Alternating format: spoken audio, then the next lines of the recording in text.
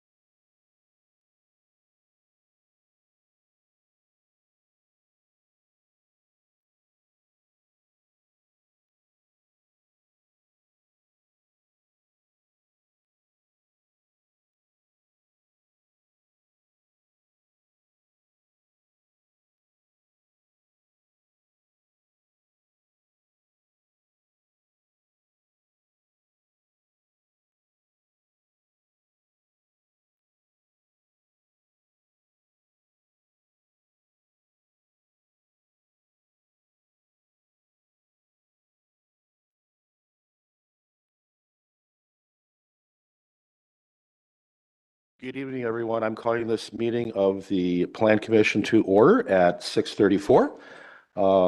This meeting has been given public notice in accordance with Section 19.83 and 19.84 Wisconsin statutes in such form that will apprise the general public and news media of subject matter that is intended for consideration and action. Roll call shows everyone here except for Josh Taratino and Russ Ewert. They are absent excused. Entertain a motion on the approval of the minutes. Make a motion to approve the minutes? Discussion? Seeing none, all those in favor, please say aye. Aye. Opposed? That motion carries. We're now on item 4, citizen input. Please be advised per section 19.84(2) that information and comment will be received from the public. It is the policy of this municipality that public input be limited to a 3-minute period per person with time extension granted at the discretion of the chairperson. Be advised that there may be a limited discussion of the information received, but no action will be taken under public comments. Comments that may be interest to village personnel or other individuals will not be allowed. And I also ask that please keep your comments to those that's on the agenda tonight. And also, if you're going to be speaking in the public hearing, you may want to reserve your comments for the public hearing. So anybody want to come forward for public comments? Good evening and welcome.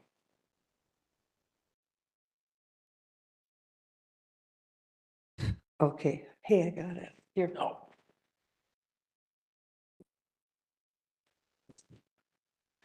I just wanted to address the public hearing to somewhat of statistics that were given.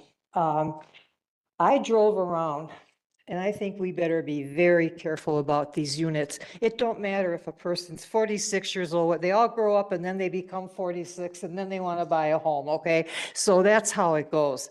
But because I'm from Illinois, I visit there quite often. So I have friends in Riverside, Western Springs, and what they had there was really unique. And because I was in business and sales, I sold very expensive products, and I had a boutique that I did very well with. I had it since 1988. And so I know what people like. General Motors made a very big mistake listening to statistics, okay? And they came out with 2 cars. And then they would call on the general managers of the dealerships, which we would go and review this. And I was one of the few. I stood up and I said, these cars are a mistake. They're going to fail. They're going to cost you money. And nobody's going to buy them. And guess what? They didn't. And statistics don't mean anything. It's what the people want, okay? And developers only want to make money. But I saw 2 fabulous developments in Western Springs and one in Riverside. They cater to they had a senior apartment. It was built in a U shape. In the center was a beauty shop, a boutique, a small restaurant coffee house that you get coffee, a donut, or a simple sandwich, a barber shop, and it was not a mall atmosphere. It was catered, they called it, if I remember correctly, it was something like the Women's Center. They had a party room. You could have a baby shower there. You could have a meeting there. You could have everything. They were doing phenomenal. The businesses, there was only about 8 businesses in that circle, and they did very well because it was a center dedicated to seniors and whoever wanted to live there and shop there. But it was so fabulous because a lot of people don't have cars. And I think we're missing out when we do units. We should start thinking of something like this. I called Bartolotta. I ran into his restaurant on North Avenue and Pilgrim Road, and I talked to him a couple of years ago when he bought the restaurant on, because I knew him from the dealership because we gave him cars for Festa. And he said, Lynn, I presented him with this idea. He said, it's fabulous, but I just spent $500 grand redoing this whole corner with a restaurant. And he said, I can't do it right now, but give me a couple years and we'll talk again. And he passed away. And so there ended that idea, but he was really excited. He thought it was fabulous. And so we did talk after that when we gave them cars, and he said, we're going to get together because as soon as I find the right place for it, I think it'll work. So there are different things you can look at, but I don't think we should be giving up our park property to anybody. And developers, If they want to come here, let them take full responsibility for whatever expenses that are going to incur for them to come here. And if they don't like it, then you know what? Don't come here. This is our village, our money, and we have a right to decide how we want to build this village to fit our needs as a community. So that's all I got to say. Thank you. Thank you for coming. Would anybody else like to speak tonight?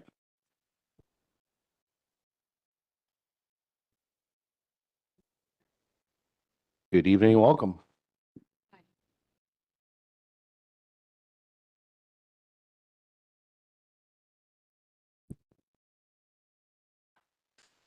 Melanie Smythe, N140W17938 Cedar Lane. I'm glad to see that the 2050 plan and parts of the Tracy Cross report are shown in the agenda, which means we can talk about them a little bit. So when we start having these neighborhood meetings, which hopefully we'll start getting organized about that soon, I would request that we go back to the original 2050 plan notes from the drafts and see what items were left out and see what items that may be contradictory in nature, because there are some contradictions within the report. And then also look and see what's inconsistent with the way we're thinking about things now, because that was 5 years ago or so. And a lot of things have changed in the world. So I would ask that we do that. Parts of the Tracy Cross report are potentially useful. Mostly the descriptions of the housing types with the pictures, because that's helpful to people to visualize what we're talking about. And as Director Retzlaff has said in the past, having definitions will be important, because then we're all talking about the same thing and having a similar understanding. But the numbers that were presented in the Tracy Cross don't match what we have in the 2050 plan, which says that we will add about 2,300 households by 2040, and that's on page 24. It does talk about, I did find, I didn't see this before, but I did find where it talks about medium and some high density properties, but mostly in the village center, although they are shown having high density allowable in some of the outlying neighborhoods, which we heard at the last village board meeting, that a number of people don't think that high density should be in the outlying areas, that it should be restricted or more kept closely within what we're calling the village center, which are the confines of the Division, Main Street, Mequon, and slightly over by Pilgrim and Mequon. So I think we need to look at that. We also need to be careful about the smaller households, because potentially you could fit more on a piece of property, and that would defeat the purpose of keeping the rural nature. I don't disagree that there should be some density, but I do think we should consider set-asides of common land for high-dense areas, so that there are playgrounds and property that could be nice and green.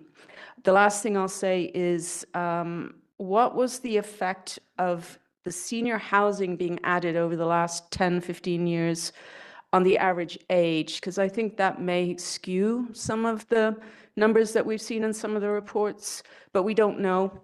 And could that be broken out as a category of housing, so that we know what the percentage is of units in the village?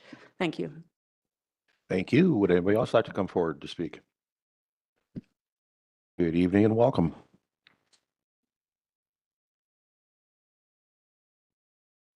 Good evening, Scott Effley, W159, M1514 Old Farm Road, Germantown.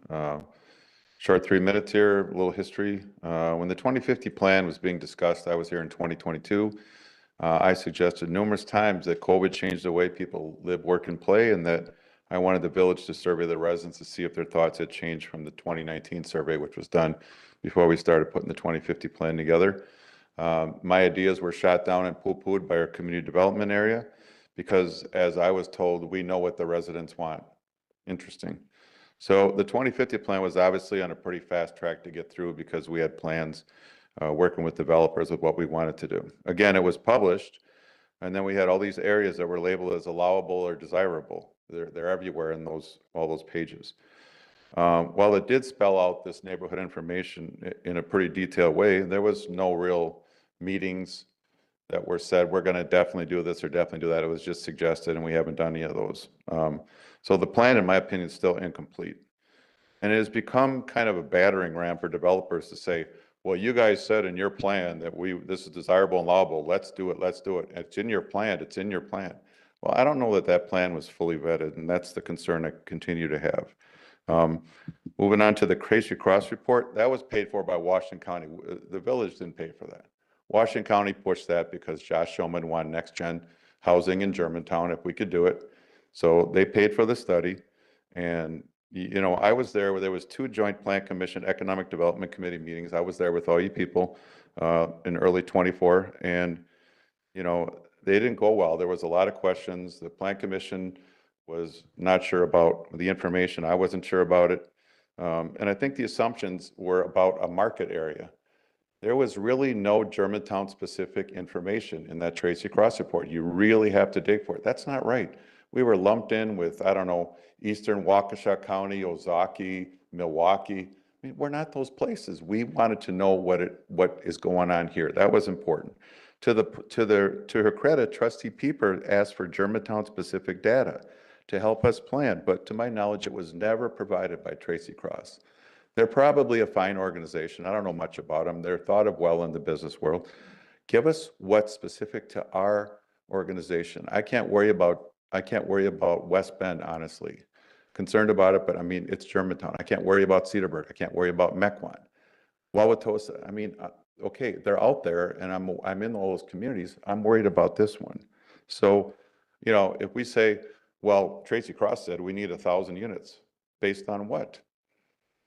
You know, look at Menominee Falls. They're growing like crazy. They're building apartments like crazy. West Bend building apartments like crazy. They might be able to fill up that void in numbers. We don't know what numbers they're building. We don't have those numbers.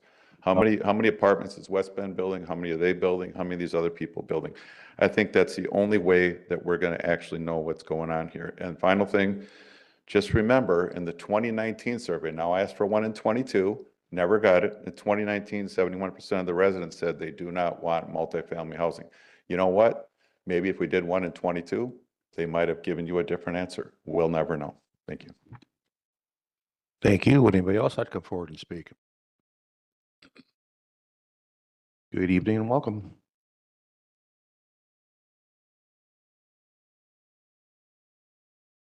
Sarah Larson, Butternut Road. First of all, thanks for bringing comments to the front of the meeting instead of the end. And thanks for having this discussion item tonight about the housing numbers. It certainly is a good opportunity, and hopefully you all will view this as an opportunity to maybe right the ship on some things, because as much as the topic is about the village center and what's going to happen with that development, it really is the larger picture of the community and getting our development standards correct and what the expectations are for the community. Hopefully we'll be able to get the definition of terms. And really, I think a key to this is with the multifamily and the granular definition and breaking it down between owner occupied and rental for this community. That's a hot button, and making sure that we break those numbers down and the definition of that. And truly, what is high density? Are we talking density of land, density of height? Those things matter. And I think it's in terms of rural character, looking at how the land is being used. And also getting a committee assigned relatively quickly to go ahead and examine those elements of the 2050 plan so we can get this moving forward. I know everyone's anxious, and these conversations, they can get sticky and people get anxious, you know, when they hear different numbers and ideas thrown about, then they're like, oh my God, they're going to go do this or do that. And so hopefully we'll be able to come to some sort of organized plan of moving this forward, so we can all get on a happy path to Germantown development in an agreeable manner. Thanks. Thank you. Would anybody else like to come forward and speak tonight? Good evening and welcome.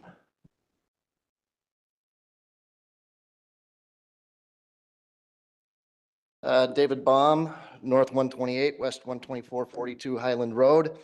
I'm here tonight to speak on item number 5, which is the housing policy for multifamily. This came before the village board the other night, and we had quite a discussion on it, and I would like to inform the Plan Commission, if they weren't able to watch that meeting, of some of the things that were discussed. A policy on multifamily deciding what percentage we should have is completely an arbitrary number. There are no studies that have been done as to what makes up the right amount of multifamily versus single-family housing.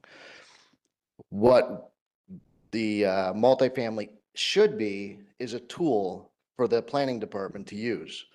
In the right place, at the right time, it is the right use in that spot.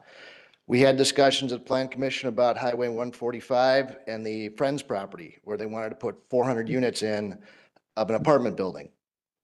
At that meeting, we discussed it was the wrong place. That type of density, that type of housing does not work there. If you want to put something that dense in, it needs to be in the village center, the center of your community where all the commercial development already is, so people can walk there. If you want to put some multifamily out there, it becomes a transitional property.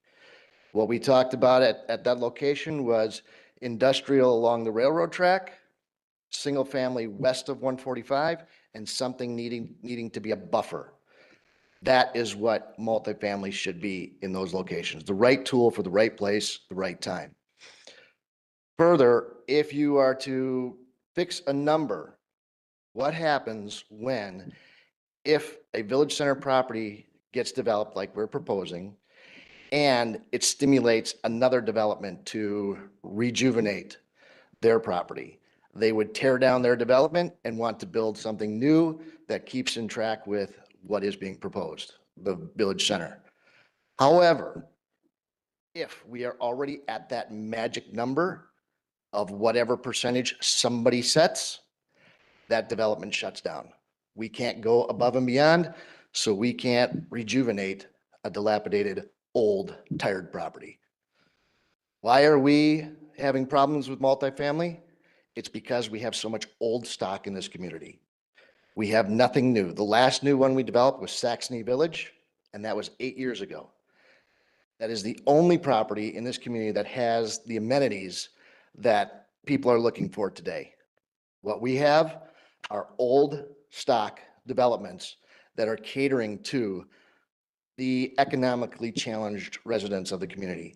They are renting for the low dollar values, and that is bringing in low dollar tenants. So if you want to improve the community, putting a fixed number on multifamily is not the way to do it. Use multifamily as the tool that it should be used as. Thank you. Thank you. Would anybody else like to come forward tonight to speak? Going once, going twice. Anyone on WebEx that would like to speak tonight?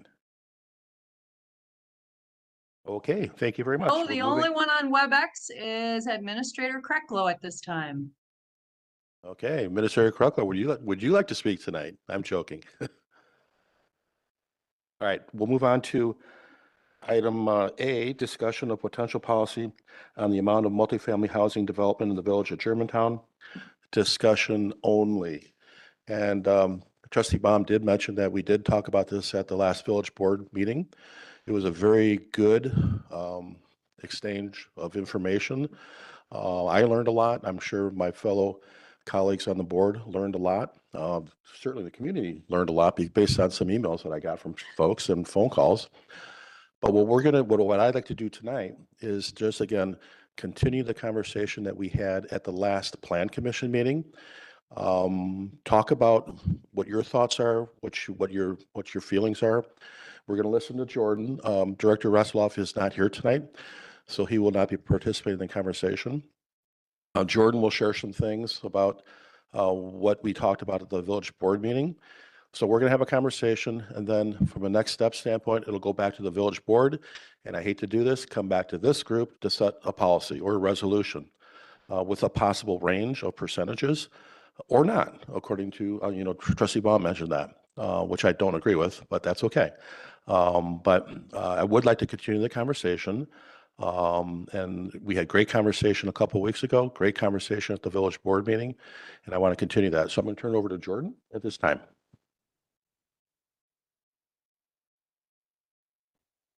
All right, thanks, Mr. President. Good evening, Commission.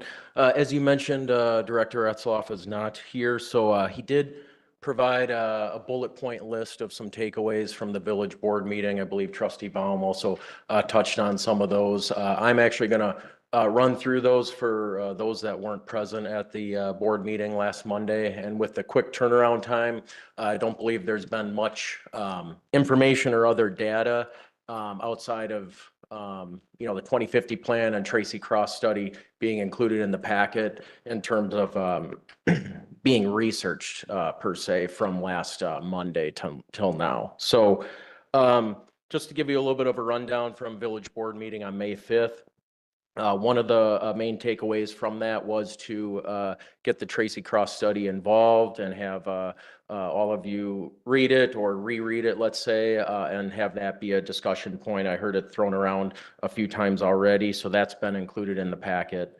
Another idea thrown around at the village board was to bring in a developer or real estate professional to speak on Germantown, their experience, maybe in this community, outside of the community, in the surrounding areas, about their opinions on this topic of a multifamily policy or cap per se. Another one would be the need to consider an ongoing school study. I do not know the update or the projected date of the school capacity studies that's been mentioned in months previous. We are in May right now, so I presume if that's moving along, hopefully we would have that study available by month's end or June, I would hope at the latest, to provide some data on the school capacity study as well. Couple other things too, clarify or define what type of housing, classifies as multifamily and single family. It was talked about tonight too under some of the comments. It was during the last Plan Commission meeting as well, to really hone in on, okay, well, what is multifamily? Does it mean that it's, a row of townhomes? Are we talking 60-unit apartment complex? So the point is should we really develop some parameters there from staff level too, if we're going to research a potential policy on capping the types of units? Another point in front of you would be consider pulling senior restricted housing, nursing homes, units like that. What qualifies, what classifies again under multifamily units as we get further into this. Decide if policy should be for housing type, single family, multifamily, or for ownership type. That was also mentioned too, I believe, under one of the public comments, owner occupied and rental. So start bringing in some of those terminologies as well. And I will put up, I think this has been thrown around at the last couple meetings, but some of the data that was obtained by staff and put together in a table and presented is back on screen. I think that we were using this as sort of our pinch point during the initial conversations the last couple meetings about percentage of housing type under multifamily. And the other thing too, I will say from the village board meeting would be to solicit resident feedback. How do we want to do that? What type of groups, what type of meetings, how prolonged, how many meetings, et cetera, and staff could take that and run with it. And then the last one under his bullet point that he provided me would be consider age of existing multifamily structures when developing a specific percentage policy.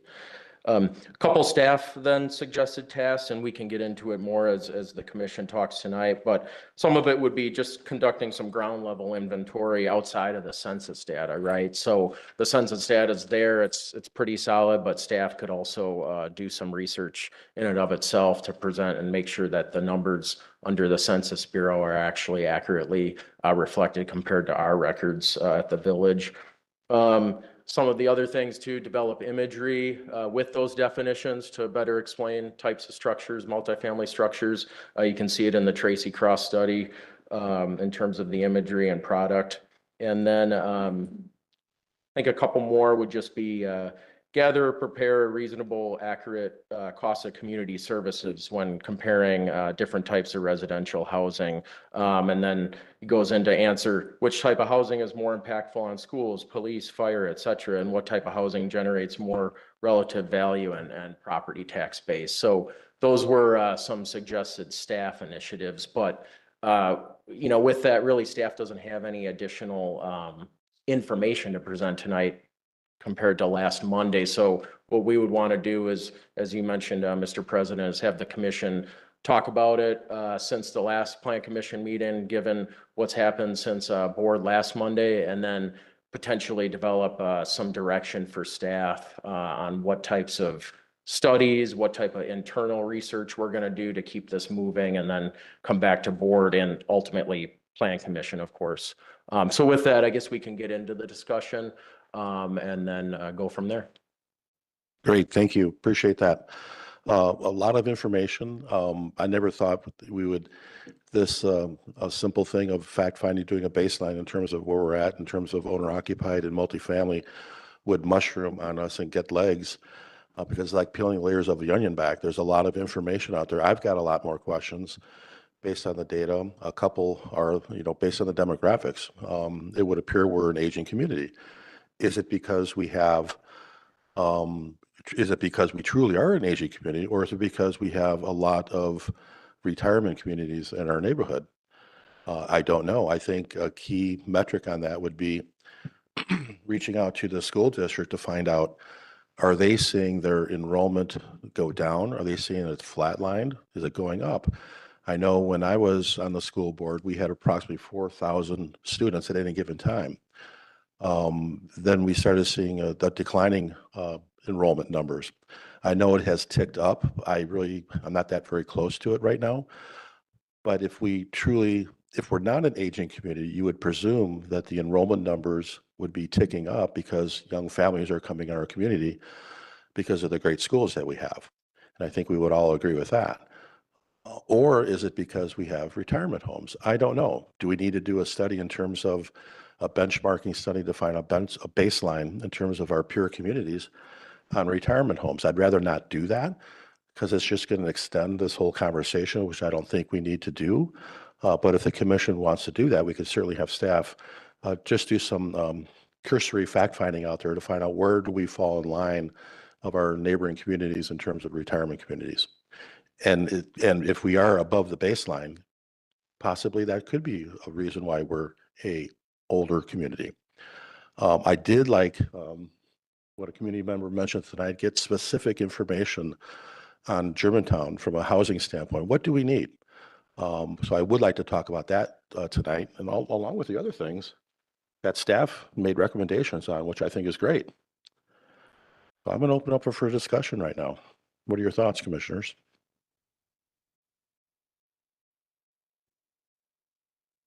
I kind of like this under staff suggested tasks. I think that when I listen to proposals, I do get confused between row housing, attached village, and townhouses. As an example, that isn't necessarily the ones, but when we talked about the development there on 145 at Dodges Bay Road, all I could see in my mind were these buildings. I think there was several large buildings that had 96 apartments each. I think it was something like that. I don't know if I got the right numbers, but that's all I saw. It was at that time I was starting to believe, well, there may be some use for higher density housing in Germantown, but it was never presented in a palatable way to me as a commissioner. I felt like I kept seeing those 96 apartment buildings. I didn't see like maybe a description that says I don't know, maybe we did say it, row housing and townhouses should have been part of the deal. Or eightplexes or some description that went beyond that 96 apartment building. That was always in the back of my mind, and I could see the citizens seeing it the same way. I don't personally see a difference in a neighborhood. Let me change it. We have neighborhoods in Germantown where we have attached two houses, those big condos, and we have them in a subdivision that has single family housing. I don't have an objection to that personally. Others may, but it's because I understand that. And I don't know if I have a good understanding for the way we describe some of our housing here. So maybe some of it really is section 2C here, the way it's presented. The image is 2B. I like that. I'd like to see more of that, although that's been in some of our proposals. But there's always pictures of someplace else, and I realize they're not pictures of something we don't have, but it's a problem. So that's my comment, at least at this stage. Thank you. Bridget? I know. But it's different having your voice in the room versus in the sky. So I too also like a lot of the staff recommended tasks. I think definitions are going to be really helpful. I like the idea of having some pictures of what do these look like, whether it's our community or other communities, because there are some housing types that we don't have, but that are relatively local, that we could take pictures of. And if someone is curious, could easily drive to. Specifically the condo styles of the Mequon Town Center, there's a bunch of different types there that we don't have in our community. Close enough to drive to, close enough to check out and get an idea of what does that feel like, what does that look like. I also like the idea of doing more of an inventory of what we have here, because it is really hard to understand, what do we have, how many senior housing areas, how much does the Blackstone development change things as far as the percentages and numbers that we're looking at? Is it in a different bucket? Knowing the information is not only going to help the plan commissioners, but it helps the public understand what is being proposed and where, and what do these terms mean. And then the last one, the cost of community services, I think is going to be a real impactful item, letter D of the staff recommendations. Because a lot of times what happens with the larger scale developments is that you do have the opportunity for community features. And I know I use Mequon as a lot of examples. It's because it's what I know. And you're seeing that a lot even with the Foxtown development, that they're having a lot more community events. Like they just had one this weekend for the very first time. I think they call it the Red Bud Festival along the walkway. So there are things that even they didn't envision when they had the developments together that could be amenities for our community. Who knows? So having some of the ideas of like, what would it cost to add a splash pad to something? It really helps us to understand, what are the trade-offs with any of the decisions that we're making. Thank you. Bob, thoughts?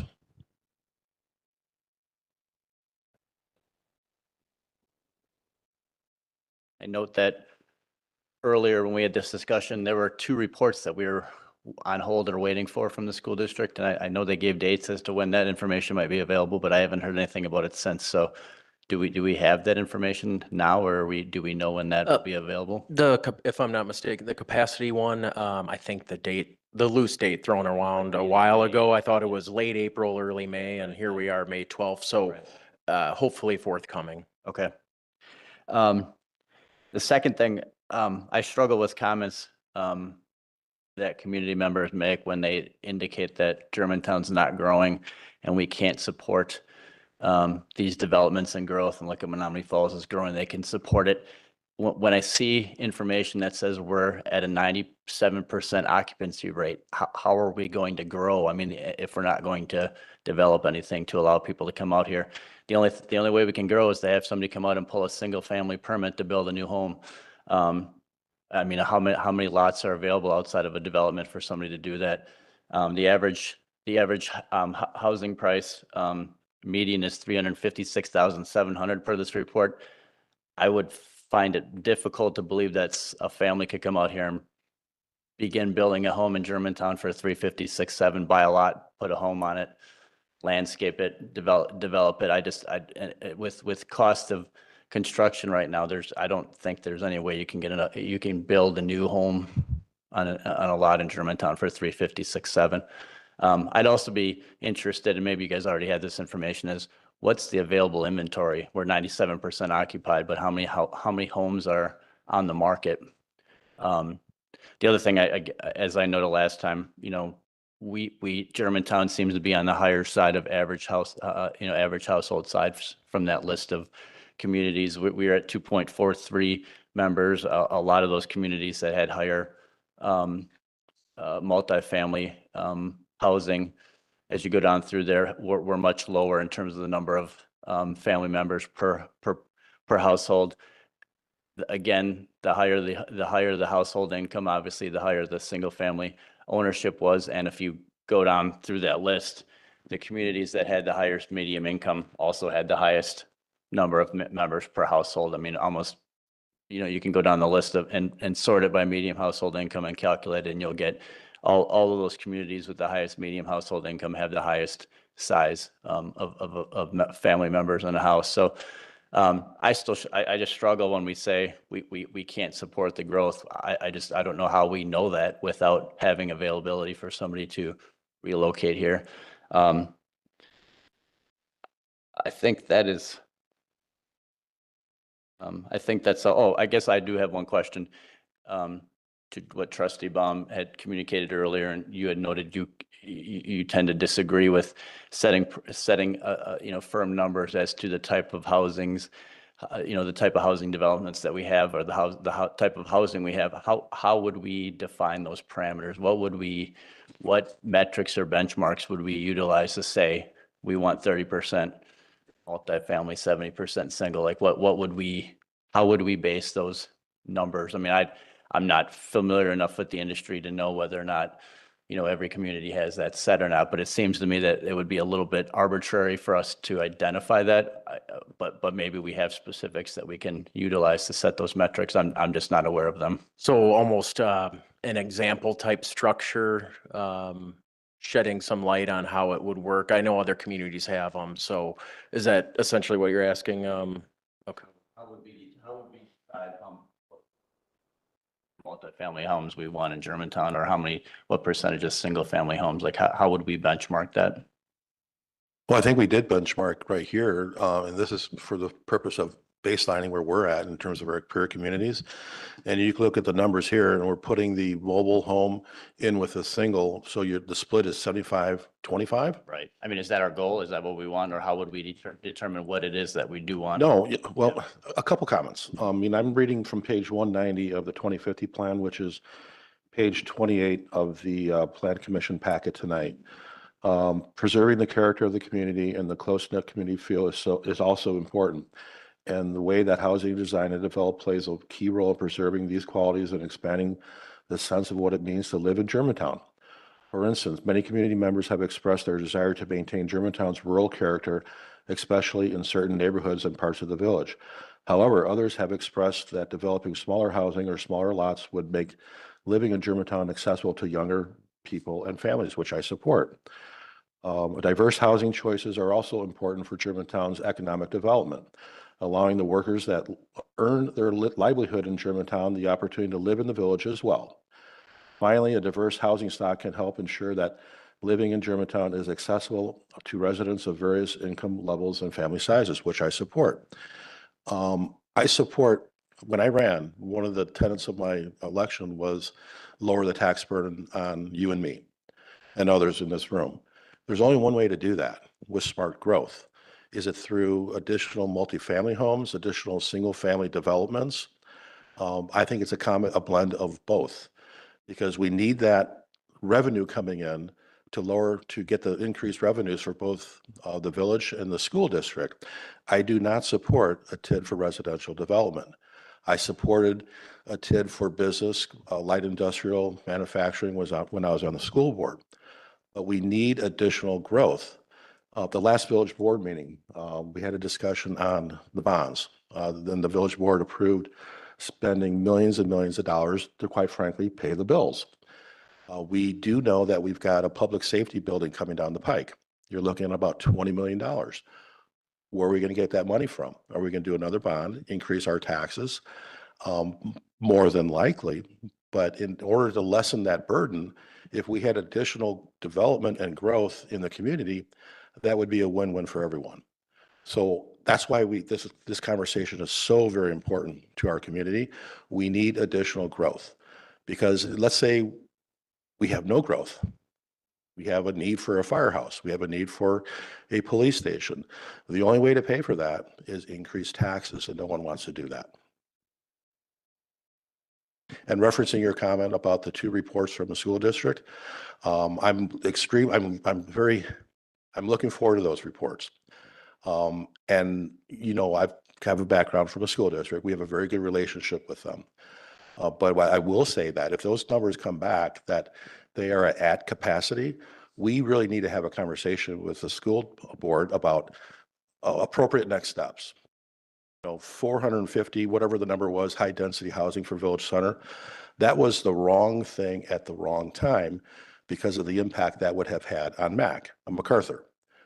But if that number was less of a number, could they absorb those students? Possibly. I don't know. I'm not going to speak for the school board, but they have to understand that the school district cannot be an enabler or a pothole in the road, for lack of a better word, to growth. They understand that. Now, will that mean that's going to trigger a referenda for them? Possibly. But I think when we have this conversation, and when Russ Ewert's going to be he's at a school board member or school district meeting tonight. He's a key stakeholder in this conversation about impact to schools. That's why it's so critical that we have this conversation, because it's not that we're not going to stop the growth. We're going to grow. But what's the impact to him, and how can we lessen that impact to the school district? So, but again, I'm a firm believer in development, in just the right development.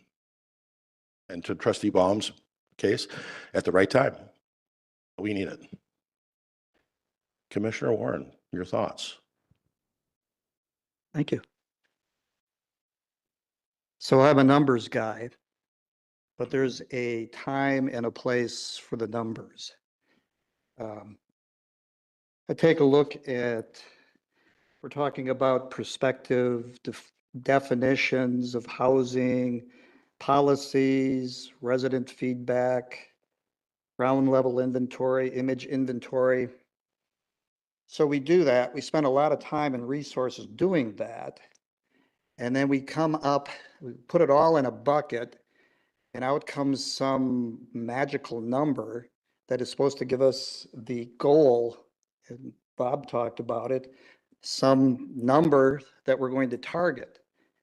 And I'm looking at the numbers on this spreadsheet, and I don't see a big deviation of what the averages are, and I really don't get much information from these comparisons. If you look at the top 4, why they're so high, these communities are all landlocked. They have to go up. So the numbers are one thing, but if you take a step back, I was in Minneapolis for five days, just got back. Saw my new grandchild, Tyler. Hey, Tyler, how you doing? I'm sure he's not watching. And I looked at the apartment stock there, and I was just so impressed at what it looked like. You know, modern, just really architecturally nice looking buildings in that. And I feel the problem we have and what's biasing a lot of opinions here is this old stock that we have in Germantown. It doesn't look good. And I agree, we probably do cater to those who are financially challenged. So I think in our minds, that's what this multi-housing equates to in a Germantown person's or resident's mind. I think it's really skewed. My concern is that we come up with a number, and this number is already creating challenges for developers. Why would a developer come here and try to hit a number that we've arbitrarily come up with when he can go to another community and his development is basically based upon the economic demand? You know, we talked about the right place at the right time in that. I think that's what really drives this. And I'm also concerned that if we get in, if this is a success and we start building good multi units, and then it starts to spread, now we get locked in because of our number. So to me, the number just doesn't make sense to me, why we're trying to achieve this number. I think it needs to be determined by the economy that we're in. And, you know, so that's kind of my opinion where I sit on this thing too. I'm kind of the black sheep right now, I sense on this. So I'll leave it at that for now. Thank you. Well, the reason why we did this, and it's like, be careful what you ask for, not what you do with the information, was again to take the emotions out of the discussion that we're having in terms of high density multifamily developments in our community. And I think we've done that based on where we fall in line with our peer communities from a baseline standpoint. That's all this tells us. Now, do we need to cast this in stone and say we're going to keep it at 25%? No. 25 to 28%? No. Or do nothing. And we just monitor it, and we have the plan commission do what we're supposed to do, manage planning in the village of Germantown in partnership with the school district, so it doesn't have much of an impact on capacity issues in the school district. Because we really need to be concerned about that. Because if we make a decision on a development, which we think is the right thing to do for our community and the revenue streams coming in, that could trigger something else for the school district. They understand that. We understand that. It is what it is. But that's all we're talking about here is, you know, where do we fall in line? Do we want to have a defined number? Because if we do have single families coming in, that 75% will always go up and the 25% will always go up. So that in itself will ensure that there's a lot of capacity. There won't be any capacity issues if everything goes up at the same time. But if we keep it at 25%, which I don't support, because we need to have development, we need to have increased tax revenues coming in to lessen the tax burden for us, because we've got a lot of bills coming down the pike that we have to pay for. And I just want to make sure that we have this conversation and we kick it back to the village board, come back here for a final discussion in terms of what do we do? Do we not have a number like Bob's saying, or do we have a number like I would support, or a range of numbers? And again, it's just a guideline. But I don't think we can hang our hat on it, because if there is another opportunity out there that does come down the pike and it's a firm number, well, that's probably misguided, I think, for us as a planning commission. So we could talk about this for a couple more hours, but I know we've got a lot of other things going on. But any final comments from the commission members? Bridget. I guess I look at the staff recommendations as providing some of where are we today, so that when we do have developments come forward, when multifamily or single family come forward and they have, you know, their development plans, it gives us something to understand what we're looking at and to understand where we are today. So even if we go with the do nothing perspective, I think that it is beneficial not only for our plan commission to understand a lot of these terms and our current situation, and for the public to understand what are we actually talking about when each of those developments come forward. So I don't think Bob is a black sheep. I think there are several of us that maybe are with you on percentages, and numbers in a policy can really cause more trouble than sometimes they're worth. But the process to get to where are we today, I think, is going to be really beneficial. I will say that I had the privilege last week of attending an event downtown at the Baird Center, the new convention center. Beautiful, beautiful building, by the way. It was called the Top Notch Awards, where the village of Germantown received an award for the Department of Public Works building. And our construction, more construction services, and I'm not going to pronounce this, Brave. They were the recipients of the two awards. I was representing the village. But making a long story short, the other 30 plus recipients of awards, they showed their site plans up on the screen. There's a lot of smart development out there in southeast Wisconsin that's occurring. Yeah, there's a lot of high density, again, which I don't support, but there's a lot of multifamily owner-occupied condos and townhomes and developments throughout southeast Wisconsin, which I think would be very attractive for our community. Again, to get the tax revenue coming in to lessen the tax burden for all of us. So, but there's a lot of neat things happening in southeast Wisconsin. So any final comments before we go on? Steve, do you have anything to say? I know you're on WebEx. No comments from me, just listening, an interesting conversation. So glad to be part of it. Great. Jordan? Just to clarify, then it sounds like basic staff suggested tasks that B, C, and D sound like the most imminent ones or the vital ones in terms of an immediate time frame, along with hoping that that school study comes across our desks soon. So, okay. Okay, let's move on to item 6A, new business. Adam Altus and James, I'm not going to pronounce this, I apologize, Gerke, agents for Blades Indoor Golf LLC and Ozaki Development Corporation, property owner, conditional use permit for a 9,600 square foot indoor golf entertainment recreation establishment located at W188 and 11770 Maple Road in the Germantown Industrial Park. Jordan. Yes, thank you, Mr. President. As you mentioned, this is a conditional use permit application for a 96 square foot indoor golf entertainment recreation establishment within the Germantown Industrial Park. It's proposed within an existing building, 3 suites within, I believe, 8 suites. So again, 9,600 square feet of a overall 26,000 square foot building. The site is zoned M1. And the company behind it is known as Blades Indoor Golf LLC.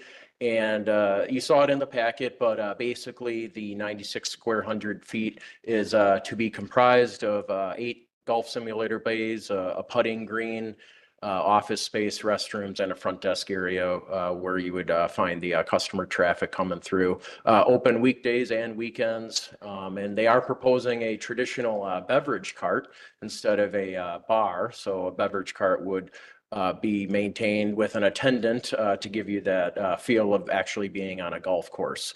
And so no significant exterior site or building alterations are proposed, and no signage actually at this time is proposed.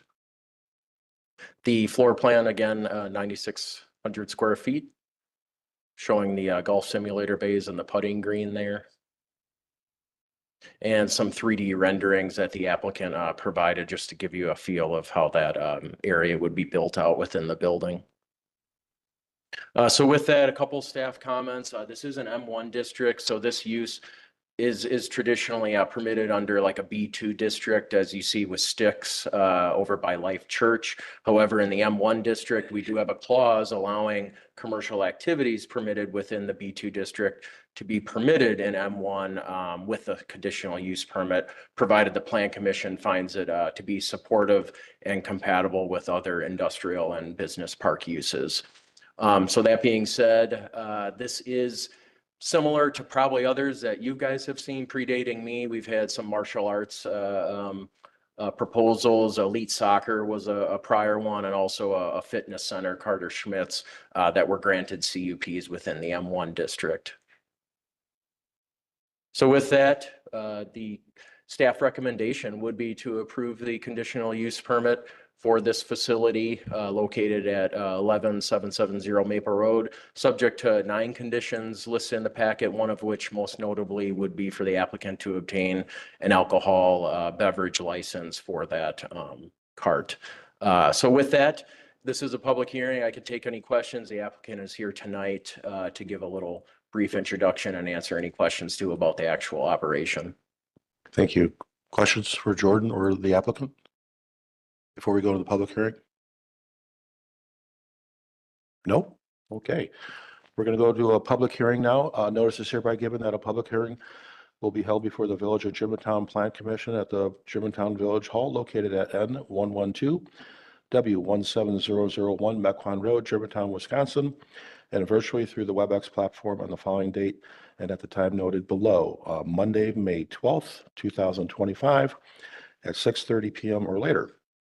The purpose of said hearing will be to hear any and all parties, their attorneys and agents for or against the following application for a conditional use permit for an indoor health or recreation establishment from the property described pursuant below to section 17.333H and section 17.291KK of the Village Zoning Code.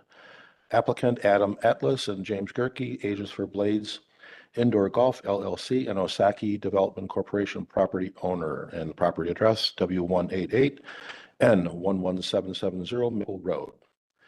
Would anybody like to come forward to speak for or against this establishment? Would anybody like to speak on the WebEx this evening, for or against? Okay, this public hearing is closed. Turn it back over to commissioners. Entertain a motion. Make a motion to approve a conditional use permit for a 9,600 square foot indoor golf entertainment recreation establishment located at W188 N 11770 Maple Road, subject to the following 9 conditions as listed. I'm not going to read them unless you want me to. No, that's fine. Okay. You have a second? Second? Thank you. Discussion? No discussion. All those in favor, please say aye. Aye? Aye. Yes. Sorry. Question, sorry. Yes. My normal question in CUPs is this in perpetuity, so that it just keeps passing it to any future? That's the way it's written, but coming into the meeting tonight, I thought maybe that would be brought up. Maybe that's a discussion too, that we start putting it on every CUP. But to your point, that condition about non-transferable is not in it as written. So if you want that added, we can add that for the village board. Too late? I mean, you already voted. You can It's make fine. a motion to add a condition. Yeah, I we wasn't just- sure if we vote, if the vote's already been recorded on the, You voted on the ones that are in there, and then you can make a motion to add a condition. okay. If it's still open, I'd like to make a motion that we add a Sure. condition that the conditional, that upon transfer of this business at this location, that whoever would acquire this business would need to come forth Right, requesting a right. CUP. Yeah, Okay. it's not transferable. Okay. Are you okay with that? So we don't have to do a vote on the amendment? Yeah, that's fine. That's fine. Okay. So all those in favor, please say aye. Yes. Go ahead. That would become a 10th condition? That would be, yes, that's Okay, correct. fine. Yep. No questions. Okay. Further discussion? Seeing none, all those in favor, please say aye. Aye. Opposed? That motion carries. Moving on to item B, Design 2, Construct Development Corp., agent for JDV Real Estate Holdings and ViroSafe. Property owner W130 and 10500 Washington Drive. Site plan for a 6,668 square foot building and 18 stall parking lot expansion. Jordan. Yes, thank you. As you mentioned, this is a site plan and building plan proposal for a roughly 6,000 square foot warehouse and laboratory expansion to an existing materials recycling facility located at 10500 Washington Drive in the Germantown Business Park. You can see the site here on screen. It's zoned M1, noted in that red rectangular, almost rectangular box. EnviroSafe is the applicant on this, and just to give you a little bit of background, they operate in transportation collection, bulk processing, repackaging, and recycling of flammable and hazardous and non-hazardous liquids. They were granted an initial CUP in 2011 with site plan approval. Since then, they've modified the CUP in 2015, and in 2018, due to a proposed expansion, they did a certified survey map to assume control of 2.6 acres to make the site roughly 5.5 acres. And then as recent as 2020, they had a site plan approval for an addition of roughly 30,000 square feet. So this expansion, smaller in nature, 6,000 square feet, close to 1,000 of laboratory, but mainly warehouse and storage space. About 5,000 square feet of it is warehouse and storage space. One additional loading dock, and then basically 18 stalls to beef up the parking lot and the number of spaces on site there for the facility. Site plan, as you can see here, with the gold areas shaded with the building expansions and the darker areas with the parking lot expansions. I should note on the left side, and I can let the applicant explain a little bit better, that building is not part of this proposal. That would have to be a future site plan addition that's shown there. Landscape plan, additional landscaping with the building addition, and some comments that were provided by the village forester in the packet and will have to be addressed by the applicant. Elevation renderings, again, smaller expansion here, proposed building elevations, staff deems to be in line with the site and the existing facility. So a couple comments. The warehouse expansion does necessitate the reevaluation of a closure plan and financial security that was originally conditioned under their CUP permit. So staff is recommending that. Phase 2, again, is not part, that note on the site plan is not part of this site plan. So that would have to be a future approval for that larger building expansion. And then recommended additional landscaping along the dock area and north elevation, which I believe the applicant's already aware of that recommendation. Village engineer, public works, there were technical corrections within the packet per a staff memo from the village engineer.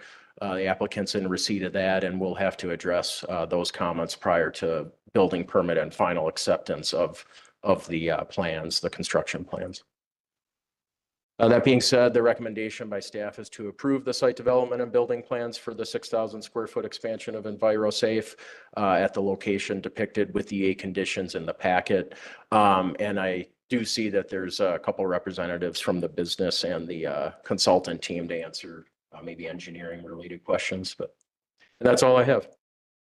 Thank you, Jordan. Entertain a motion. I move approval of this item as recommended by staff. Work smarter, not harder. Do we have a second? Bob, did you second? Yes. Okay, great. There's just discussion. Yes, sir. So what is the worst chemical that's handled by EnviroSafe? I asked the applicant to address that. Yeah, I'd like Please, to hear. come forward. Thank you.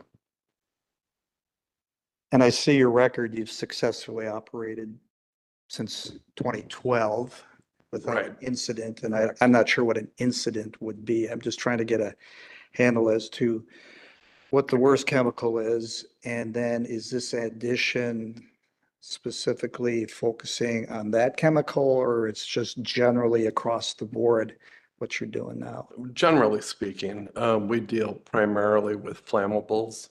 But really our license allows us to bring in a lot of different types of chemicals. So to put your finger on one specific chemical and say that's the worst, that's very hard to do, especially for a non-chemist. But, we run a very tight ship in regards to what we do because of the hazards we deal with. We're looking to expand a laboratory area. We're looking to expand another storage area. This has been, we have a license with Wisconsin DNR. This has been in place, we built originally in 2012. We put the 15,000 square foot building up. That has been a great success. I think it was 21, Mike. 2021, we added about 30,000 square feet to that. We're doing essentially the same thing that we did back in 2012. But to address your question, what is the worst chemical that we deal with? I can tell you from a DNR and from a licensing standpoint, we are not allowed by license to bring in any type of explosives or any type of radioactive type materials. would I consider those worst case? Sure, but we can't touch those. So when a waste chemical comes to your facility, your chemists analyze it? Oh, God, yeah. I mean, nothing comes into our building unless we have it pre-approved by our chemists and technical staff. Then you make a determination as to what has to be done or who picks it up and disposes of it, I guess? Correct. We pick it up. We have our own vehicles. Everything gets what we call profiled, which is literally looking at a printed document of what we call generator, which is a manufacturer that generates that material. They tell us what they have. We look at it, they put it on paper, they sign off on it.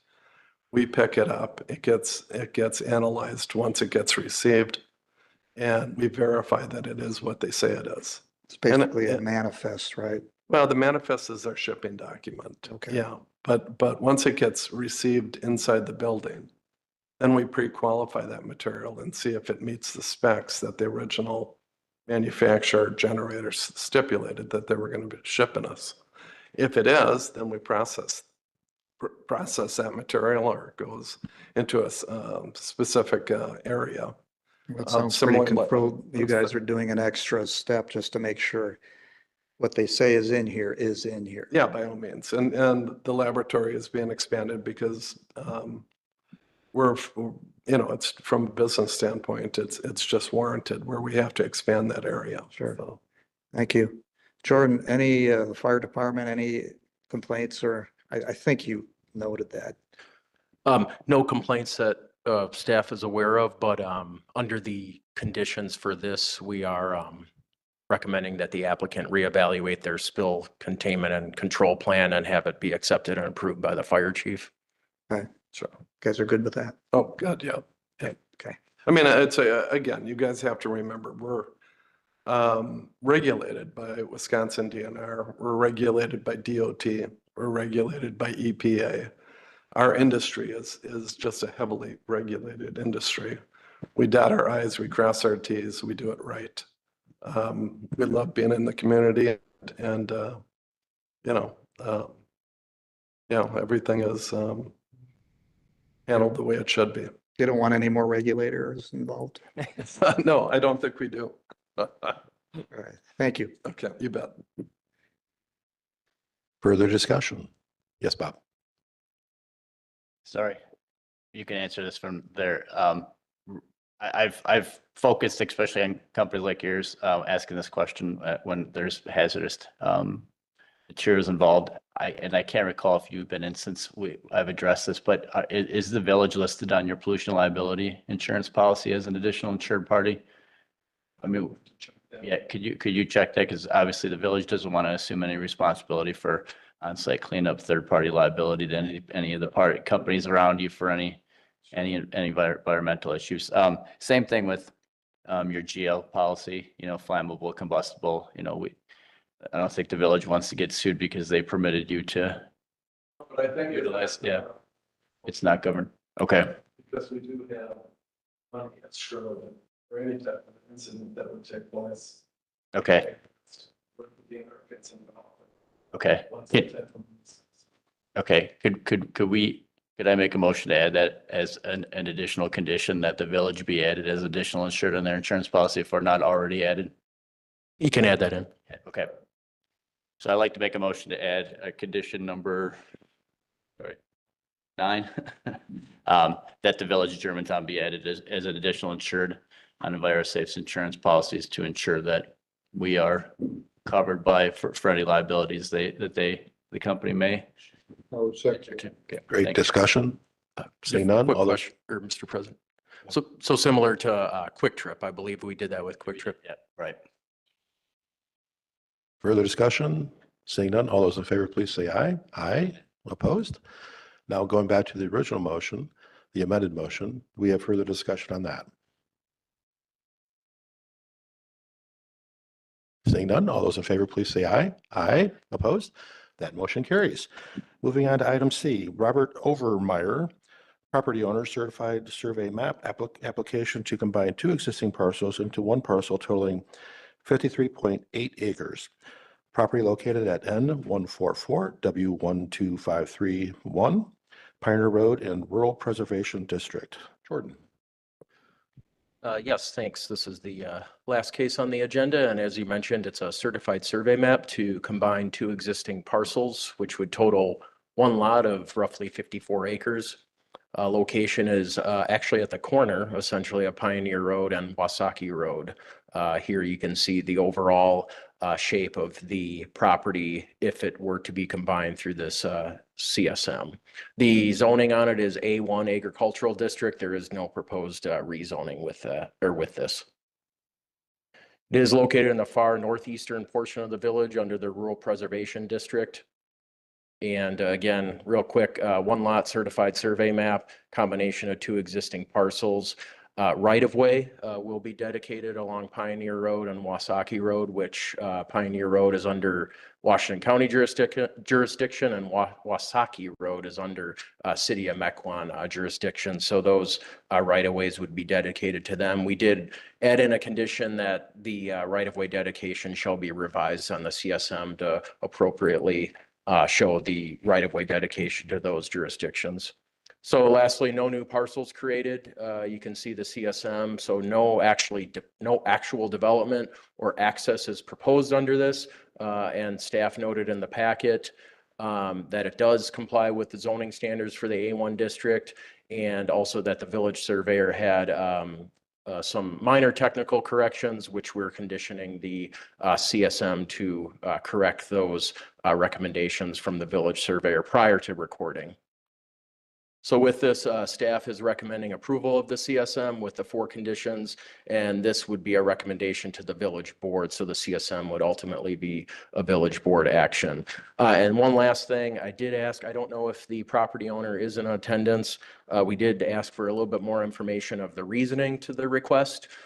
We've been advised that this is to combine the lots for one individual parcel and tax key. But if there's any questions on the reasoning, I would ask that the property owner answer those. Thank you. Commissioners, entertain a motion.